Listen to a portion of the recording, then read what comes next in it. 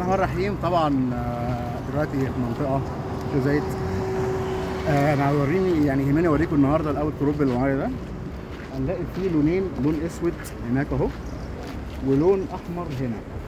طبعا اللون الاسود ده هو البازلت بتاع الاوليجوسين اللي كان يعني جاي نتيجه طبعا الصخاره اللي كانت موجوده الفتره دي والتكتونيك كانت موجوده، فبدا يطلع على السطح وغطى منطقه كبيره في اكتوبر وزايد ويعني شمال الفيوم والمناطق دي كلها متغطيه يعني بشتات من البازلت توصل بعضها لتلال زي ما احنا شايفين.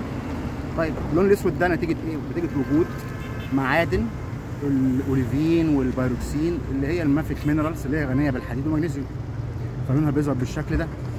طيب اللون الاحمر بقى هي ده بقى الحته اللي فيها شويه دماغ. دلوقتي اللون الاحمر ده هو نتيجه الاكسده، يعني انت لما بيحصل معاك ان البازلت ده بيتكسر وبيحصل له يعني ممكن انسايتو كمان وحاجات زي كده وتعمل له عمليات الويزرنج والكلام ده، تمام، وفي هيوميديتي شغاله طول الوقت، طبعا بنتكلم من ايام الاوليجوسين يعني.